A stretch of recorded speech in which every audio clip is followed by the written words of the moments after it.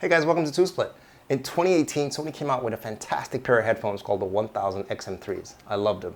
A lot of people liked them as well. And in fact, some people said they did sound better than Bose's NC700 noise cancelling headphones. And that's a big comparison because Bose is like the king of them all.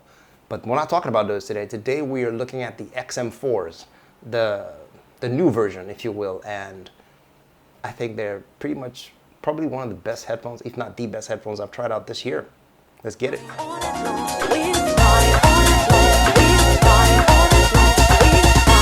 Yeah, it's J Lyricist. You know how we do. It's the remix, baby. This one's for all the clubs out there.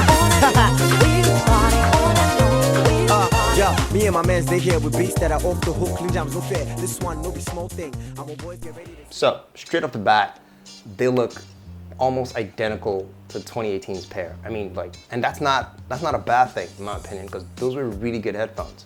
So we decided to keep the design model. It's still the same. It's still plastic coated with a pleathery sort of cover. There's leather up here and only around the air cups. They said they've shaved off some of the foam up here to make it more comfortable for your head.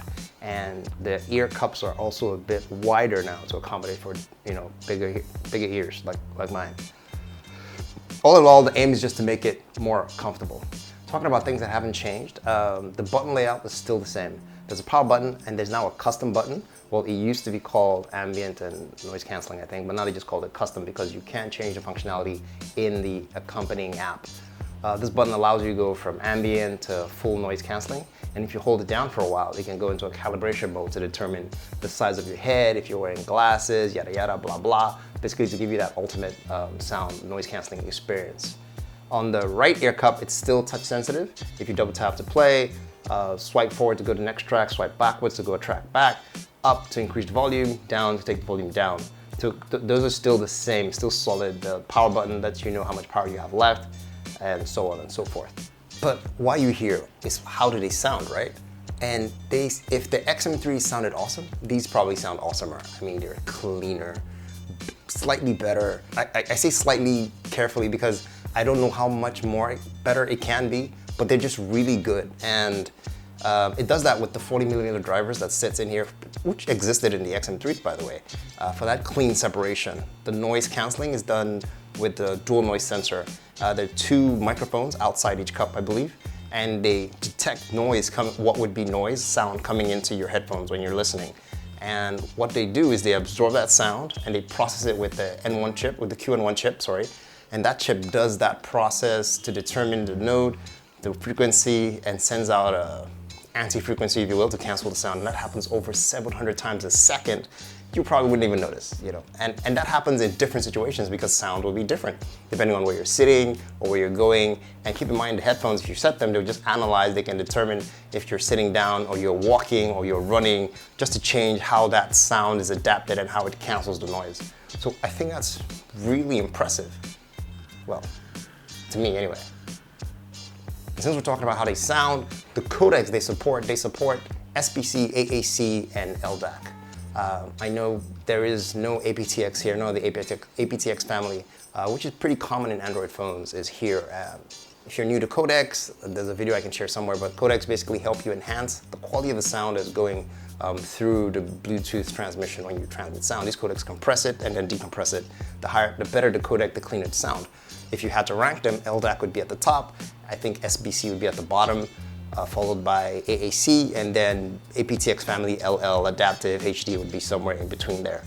And that's the short drama about codecs. So your different devices support different codecs, and that can affect the quality you get from what's being kicked out of that device, regardless of the sound you're playing. So keep that in mind when you're buying a phone or another device that plays music, and just check what it supports. LDAC is Sony's proprietary codec, and it isn't everywhere. Yeah, it's not. Still on sound. These guys are better at processing compressed audio. Sony has something called a digital sound enhancement engine or something. Don't quote me. It's on the box somewhere. DSCE, Extreme, right? What it does is it tries to replace lost aspects to sound that you lost during compression or something like that. It basically boosts the quality of that sound that was messed up during compression. and you can set it to do that for all tracks. So again, enhancing the quality of what you're hearing, even though it had subpar, if you will, quality at the time you were playing it. Keep that in mind. These guys can do that. They can do that. And a host of other things, which you'd have to just go through the app and find out EQ, what to do, determine all that stuff. In the box, you will get free sample. I don't know if it comes in every box, but my box came with a sampling for Sony's 360 audio. This thing supports 360 audio. And that's like audio that not directly in your head, but it's like you're in a club. It's still loud, but the instruments are spaced out and they're panned out in 3D space. It's not gimmicky, I think it's fun. It works for some songs, totally doesn't work for some songs. It's something you need to try out to understand. But it's in the box, I think it was in my unboxing. Check out the unboxing here, if you will.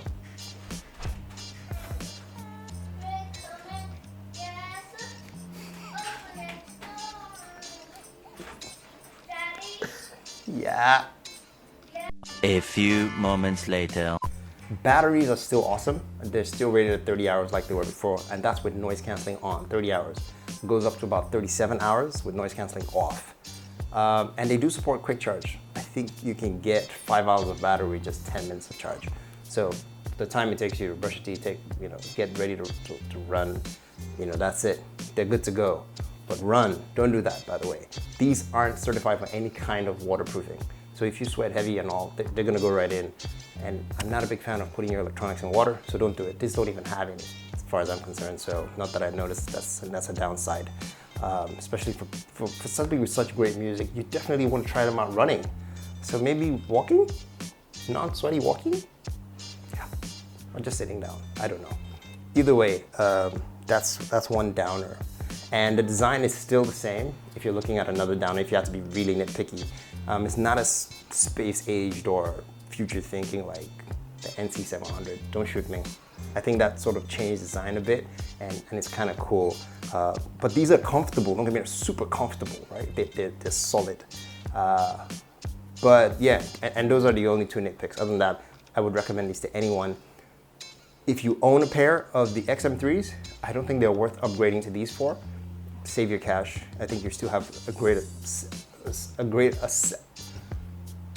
I think you still have great headphones. That's what I'm trying to say. I swallowed my words.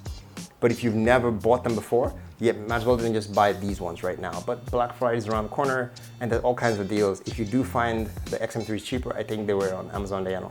Just buy those if you can afford them. You'd still be getting almost exact same experience, in my book. Anyway. And that's it, guys. Let me know what you think in the comments below. So far, these have been my best headphones this year. I will do a head-to-head if you want to see that between the NC700s from Bose and these guys, and see who really, takes the cake for my headphones for 2020. Let me know in the comments if you want to see that or not. Thanks for watching, guys. Don't forget to subscribe, hit the like button. Just hit it, whether you like it or not, just hit it. It's a thing. I needed to beat the algorithm so I can get more views. Just keeping it real. Thanks again, guys. Really appreciate it. Stay safe out there. Peace.